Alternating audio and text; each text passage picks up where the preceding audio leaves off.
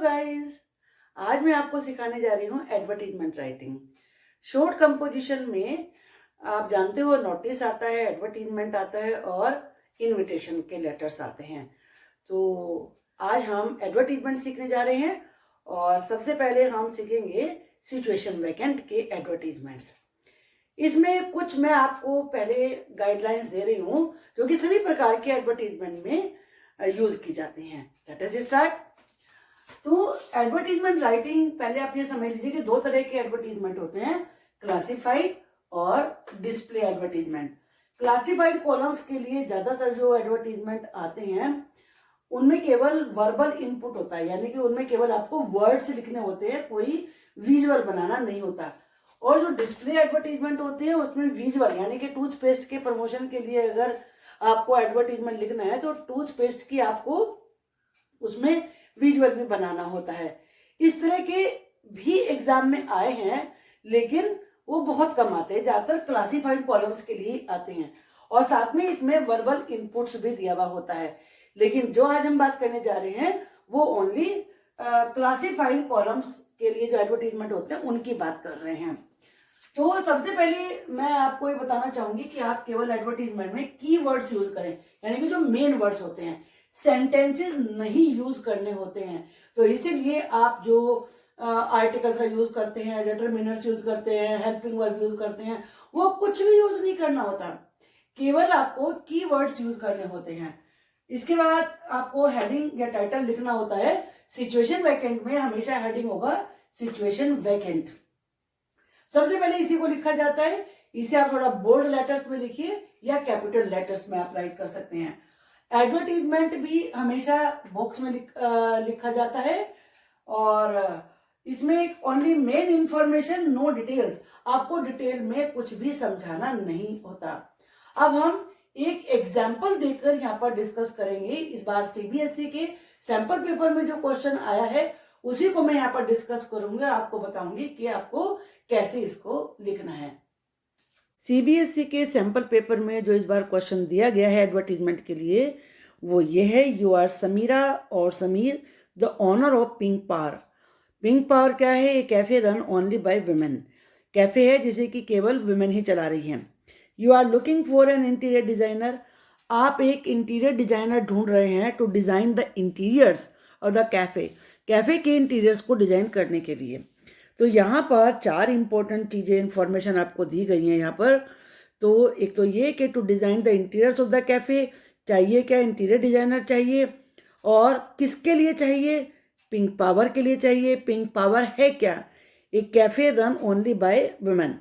और इस एडवर्टीजमेंट को देने वाला कौन है? समीरा या फिर समीर। तो ये आपका पोस्ट का नाम हो गया। ये किस लिए चाहिए? ये हो गया है। किसके लिए चाहिए? ये यहाँ पर ये हो गया है। तो ये इन्फॉर्मेशन आपको यहीं से यूज़ करनी है। और जो मैंने अभी आपको डिस्कस किया था, draft a suitable advertisement for the same in about 50 words to be publish in the classified columns. कि दो तरह के एडवर्टीजमेंट बताए थे, क्लासिफाइड कॉलम्स के लिए और डिस्प्ले एडवर्टीजमेंट्स के लिए। तो ये केवल वर्ड्स में ही लिखा जाएगा, इसमें कोई विजुअल नहीं चलेगा। तो आपको अब हम इसको डिस्कस करते हैं। इसको मैं लिखना सिखाऊंगी और क्या क्या चीज़ें आपको इसमें देनी है वो मैं आपको बताऊंगी। जब भी आपको सिचुएशन वैकेंट पर कोई एडवर्टीजमेंट लिखना हो तो सबसे इम्पोर्टेंट गाइडलाइंस ये हैं कि आप ये याद रखें कि आपको या तो वांटेड वर्ड से शुरू करना है और या रिक्वायर्ड वर्ड से शुरू करना है।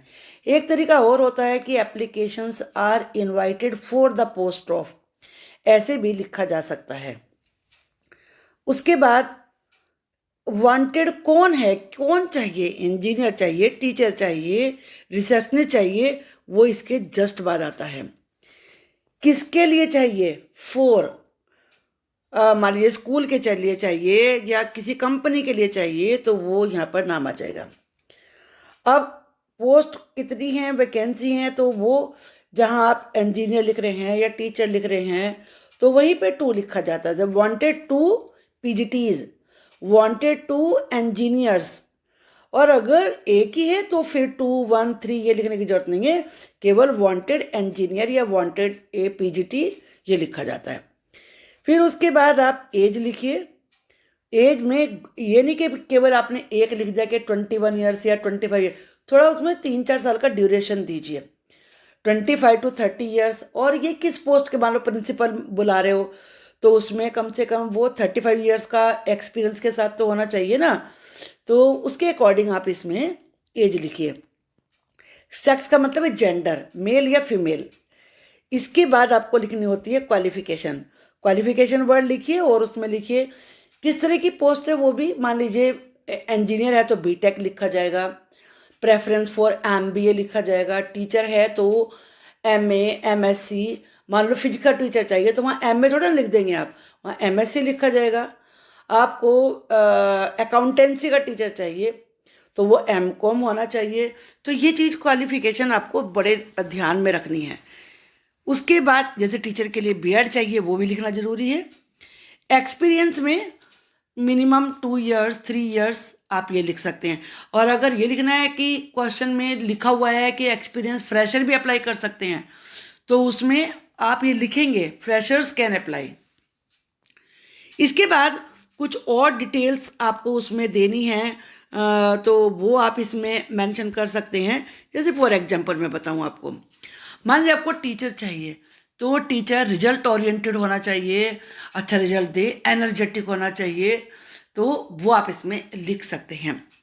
ये ऑप्शनल होता है कि जरूरी नहीं, जैसे यहाँ पर ऑप्शनल वर्ड लिखा है। इसके बाद है पे स्केल, और पर्क्स का मतलब होता है एडिशनल चीज़। जैसे आपने देखा कहीं पे मेडिकल फैसिलिटीज़ मिलती हैं, कोई कोई एकोमोडेशन देते हैं, तो वो पर्क्स में आती हैं। कोई कार देता है यूज़ करने के लिए अपने एम्प्लॉयज़ को, तो ये लिखा जाएगा। मोड ऑफ एम्प्लॉइंग का मतलब है आप उसमें खुद बताएंगे, या क्वेश्चन में भी लिखा हुआ होता है कई बारी कि बायोडाटा सेंड करें, और या फिर कांटेक्ट करें, या फिर सीधे इंटरव्यू के लिए आ जाएं, जैसे वॉक इन इंटरव्यू होता है। तो ये क्वेश्चन में लिखा है तो वही लिखना है, क्वेश्चन में नहीं लिखा है तो आप कोई भी तरीका अपना सकते हैं। कांटेक्ट एड्रेस देना, कांटेक्ट नंबर देना बहुत ज़रूरी होता है। तो ये आपने गाइडलाइन देख ली, ये किसी भी एडवर्टीजमेंट के लिए, सिचुएशन वैकेंट के लिए है, आपको यूज़ करना होगा। अब लास्ट आपको हम सीबीएसई वाले क्वेश्चन का सॉल्यूशन देते हैं। अभी मैंने आपके साथ क्वेश्चन डिस्कस किया तो उसका सॉल्यूशन मैं यहाँ पे लिखने जा रही हूँ। Let us start. सबसे पहले सिचुएशन वैकेंट लिखिए आप, ये कैपिटल लेटर्स में लिखिए, ज़्यादा बेटर है, अदरवाइज तो आप बड़े फॉन्ट में भी लिख सकते हैं। अब जैसे कि मैंने बताया आपको कि वांटेड वर्ड या रिक्वायर्ड से आप शुरू कर सकते हैं। वांटेड लिखिए या फिर रिक्वायर्ड। क्या मतलब है? चाहिए। कौन चाहिए? Interior designer. किस लिए चाहिए? To design the interiors of the Pink Powers. ये सब क्वेश्चन में था, किस लिए चाहिए, किसके लिए चाहिए। अब ये पिंक पावर्स क्या है, नाम से तो पता नहीं चल रहा है। A cafe run only by women. That's why इसका नेम है पिंक पावर्स। ये सारी इंफॉर्मेशन भी क्वेश्चन में ही है। रन का मतलब है चलाए जाने वाला, विमेन जिसे चला रही हैं। अब उसमें सेकंड ये बताने के बाद कि डेजिग्नेशन क्या है, किसके लिए चाहिए। अगली इंपॉर्टेंट बात है कि क्वालिफिकेशन क्या चाहिए आपको कैंडिडेट में। क्वालिफिकेशन डिप्लोमा या फिर डिग्री दोनों में चल सकते हैं। कोर्स इन इंटीरियर डिजाइनिंग, के इंटीरियर डिजाइनिंग में डिप्लोमा किया हुआ हो या डिग्री कोर्स किया हुआ हो। ये चीज आपको हमेशा ध्यान से देखनी पड़ेगी कि आप सिचुएशन वैकेंट का एडवर्टीजमेंट किसके लिए लिख रहे हैं।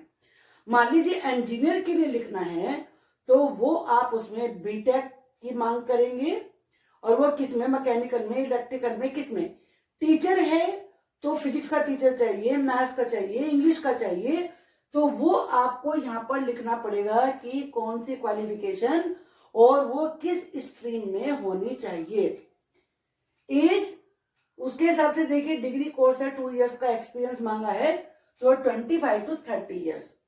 जेंडर इधर मेल और फीमेल, कोई दोनों चल सकते हैं, आप इसमें खाली मेल या फीमेल भी लिख सकते हैं। वर्क एक्सपीरियंस मिनिमम 2 इयर्स, ये सारी उसमें रिक्वायरमेंट होती हैं। एट्रैक्टिव रेम्यूनरेशन, अब रेम्यूनरेशन क्या होता है, मैंने सैलरी क्यों नहीं लिखा या पे क्यों नहीं लिखा।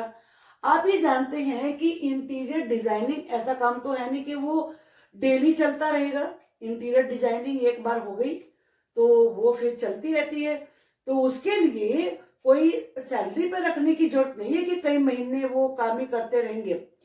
उसके लिए जो वो उनका काम होगा उसके लिए रेम्यूनरेशन होता है पैसा जो कि जितना काम किया उसके अकॉर्डिंग पे किया गया, वो रेम्यूनरेशन है, जैसे दिहाड़ी आप मान सकते हैं। तो अट्रैक्टिव रेम्यूनरेशन दिया जाएगा, पैसा मतलब काफी अट्रैक्टिव दिया जाएगा। अब लास्ट में कि कैसे अप्लाई करें, इंटरेस्टेड कैंडिडेट्स या एलिजिबल कैंडिडेट्स, एलिजिबल का मतलब है जो ये सारी रिक्वायरमेंट पूरी करते हैं, वो candidates may send their resume. Resume भी उसी के लिए प्रयोग होता है, कई बार क्वेश्चन में भी लिखा हुआ होता है, क्वेश्चन में जो लिखा है उसको यूज करिए। सीवी, करिकुलम विटाए होता है, बायोडाटा, इनमें से कोई आपको एक यूज करना है। एट ईमेल आईडी, पहले होता था कभी कि उसमें लिखा है टू द सेक्रेटरी या टू द जनरल मैनेजर, तो वो आप लिख सकते हैं, लेकिन क्वेश्चन में चूंकि इस वाले क्वेश्चन में नहीं लिखा है तो फिर आप सिंपली ईमेल आईडी पे कर दीजिए कि वो रेज्यूम उस पर भेज दें। और अगर क्वेश्चन में गिवन है कि जनरल मैनेजर को, सेक्रेटरी को, मैनेजर को, किसको अप्लाई करना है, बायोडाटा किसको भेजना है, तो फिर उसी को ही लिखना होगा। फिर तो हमने उसमें समीर या समीरा है उसी की ईमेल आईडी बना ली है, samirapinkpowers@gmail.com। कब तक भेजना है ये लिखा, महीना 2 महीना, तो अब डेडलाइन लिख देंगे कब तक भेजना है, तो विद इन 7 डेज। उसके बाद कॉन्टेक्ट नंबर जरूर लिखना होता है। कॉन्टेक्ट नंबर कोई रियल नंबर नहीं लिखा जाता कभी भी, आप उसमें 11 या 99 ऐसे कोई नंबर आप इसमें राइट कर सकते हैं। आई थिंक कि इसको देख के आपको समझ में आ गया होगा। कोई भी एडवर्टीजमेंट बड़े आराम से सिचुएशन वैकेंट का राइट कर सकते हैं, उसकी प्रैक्टिस करिए। अगर आपको कोई भी उसमें प्रॉब्लम आती है then you can ask me. Main requirement यही है कि जहां जहां मैं आपको सर्किल बना के बता रही हूँ, वांटेड, और ये तो ध्यान में रखिए, पोस्ट का नाम लिखिए, किसके लिए चाहिए ये लिखिए, क्वालिफिकेशन लिखिए, इसके बाद एज, एज के बाद जेंडर, जेंडर के बाद वर्क एक्सपीरियंस, और या तो सैलरी या रेम्यूनरेशन, और उसके बाद ये रेज्यूम और बायोडाटा वाली बात आ जाएगी। और देन किसको अप्लाई करना है वो आप यहाँ पर लिखेंगे, एंड देन कॉन्टेक्ट नंबर। तो इस प्रकार से ये 7 या 8 इसमें चीजें हैं जो आपको लाइन से लिखनी है। इसमें कोई आगे पीछे हो जाए doesn't matter at all. I hope कि आपको अच्छे से समझ में आ गया होगा। तो चैनल को सब्सक्राइब करना भूलना नहीं है, और वीडियो को लाइक करिए, शेयर करिए, और बहुत सारी चीजें मैं आपको सिखाती रहूंगी। Then keep waiting. Thank you, bye.